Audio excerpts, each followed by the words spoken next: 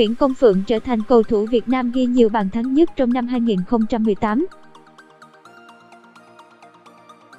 Tính đến thời điểm ngày 30 tháng 12 năm 2018, anh có tổng cộng 23 bàn thắng, trong đó hơn một nửa được ghi tại V-League. Quang Hải xếp ngay sau với 20 bàn thắng. Thống kê trên được tổng hợp từ 6 nguồn gồm V-League, Cúp Quốc gia, AF Cup, U23 châu Á, ASEAN và các trận giao hữu chính thức. Đội tuyển Việt Nam còn một trận giao hữu nữa với đội tuyển Philippines vào ngày 31 tháng 12 nhưng với việc hơn Quang Hải 3 bàn, Công Phượng gần như chắc chắn sẽ trở thành chân sút Việt Nam có số bàn thắng nhiều nhất trong năm nay. Đây cũng là năm thứ hai liên tiếp Công Phượng dẫn đầu thống kê này. Năm 2017, Phượng ghi được 22 bàn, nhiều hơn đàn Anh Đức đúng một bàn thắng. Nguyễn Công Phượng, Nguyễn Quang Hải và Nguyễn Tiến Linh là 3 chân sút Việt Nam có số bàn thắng nhiều nhất trong năm 2018.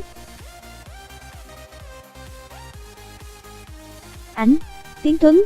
Các vị trí xếp sau trong năm nay về lần lượt thuộc về Tiến Linh, Văn Đức, Anh Đức, Đức Chinh, Minh Vương, Quốc Chí, Văn Quyết và Văn Toàn.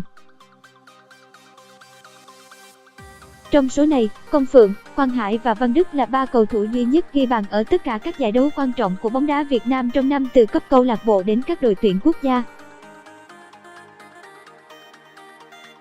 Ở một khía cạnh khác, dù Công Phượng ghi nhiều bàn hơn Quang Hải nhưng xét về thành công và tầm quan trọng, tiền vệ thuộc biên chế Hà Nội FC lại đạt được kết quả tốt hơn.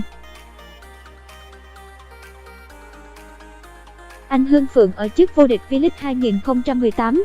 Tại vòng chung kết U23 châu Á, ASEAN, Quang Hải đều có những bàn thắng vào thời khắc quan trọng, nổi bật như bàn thắng vào lưới U23 Australia, U23 Qatar, Olympic Nhật Bản.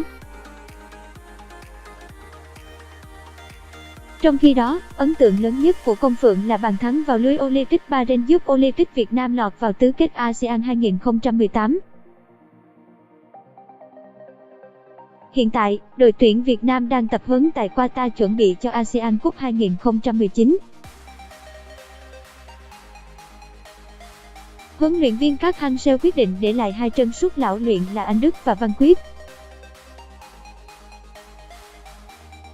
Trong top 10 cầu thủ Việt Nam ghi nhiều bàn nhất năm 2018, chỉ có Quốc Chí không nằm trong thành phần đội tuyển Việt Nam, số còn lại đều góp mặt và đều là những cái tên trong độ tuổi U23.